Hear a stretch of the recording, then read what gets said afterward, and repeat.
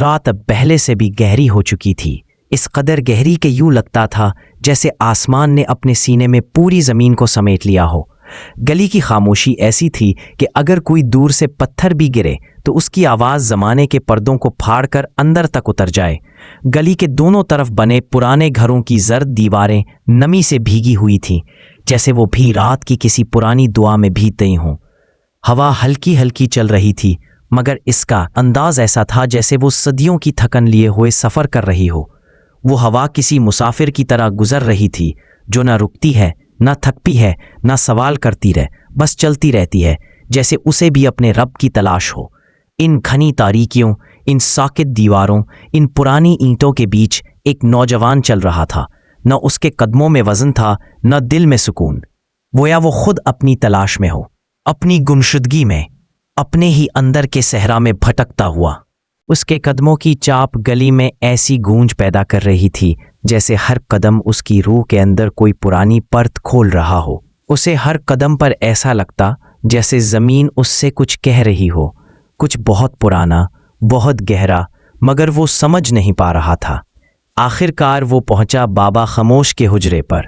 یہ حجرہ گلی کے آخر میں تھا، اتنا پرانا، اتنا سادہ، اتنا خاموش کہ لگتا تھا جیسے یہ دنیا کی نہیں، کسی دوسری جہت کی جگہ ہو۔ اس حجرے میں ہمیشہ ایک چھوٹا سا چراغ جلتا تھا۔ اسی چراغ کی لو میں وہ سکون تھا جو انسان کی آنکھیں نہیں دیکھتی مگر روح فوراً پہچان لیتی ہے۔ نوجوان نے دروازہ دھکیلا، چراغ کی روشنی اس کے چہرے پر پڑی۔ وہ تھکا ہوا نہیں لگ رہا تھا، وہ کھویا ہوا لگ رہا تھا۔ بابا خاموش نے سر اٹھایا۔ ان کی آنکھوں میں وہ گہرائی تھی جو صرف انہی لوگوں کی ہوتی ہے جو دنیا کو باہر سے نہیں اندر سے دیکھتے ہیں۔ نوجوان بیٹھ گیا، چپ کر کے، ایسے جیسے اس کے اندر چیخیں بھری ہوئی ہوں مگر وہ ایک آواز بھی نکال نہ سکے۔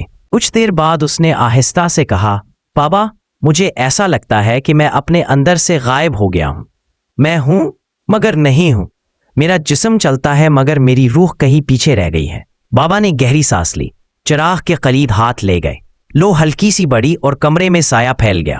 بابا نے کہا، بیٹا، ہر انسان ایک وقت ایسا دیکھتا ہے جب وہ اپنے جسم کے اندر ایک خالی کمرہ محسوس کرتا ہے، بڑا، خاموش، اکیلا، اور وہ سمجھتا ہے کہ یہ خالی پن اس کی کمزوری ہے، حالانکہ یہ وہ دروازہ ہے جس سے رب اندر آتا ہے۔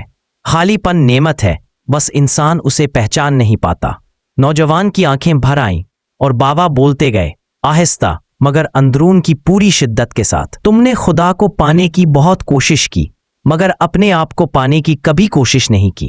خدا تک راستہ باہر سے نہیں جاتا، وہ اندر سے نکلتا ہے۔ جو اندر خود کو پالے وہ خدا کو پالے۔ نوجوان نے سر جھکا دیا، اسے لگا جیسے کوئی اس کی بند روح کے دروازے کھول رہا ہے۔ بابا خاموش نے پھر کہا، یہ رات خاص ہے بیٹا۔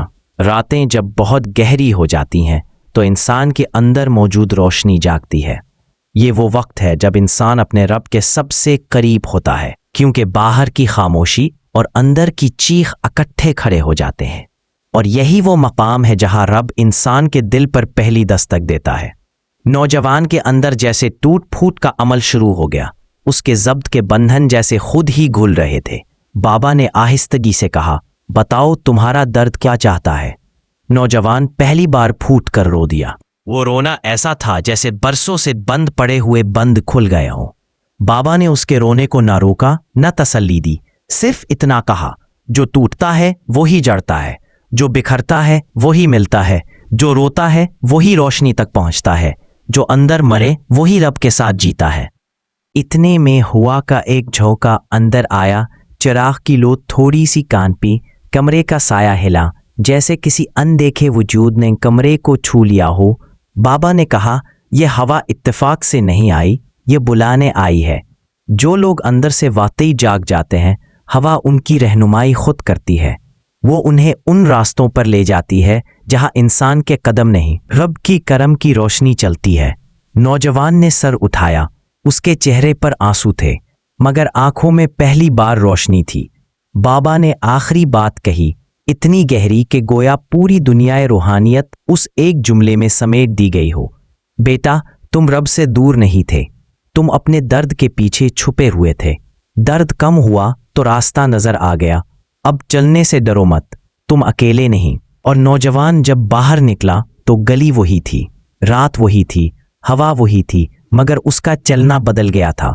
وہ اب چل نہیں رہا تھا، وہ کسی کے ساتھ چل رہا تھا۔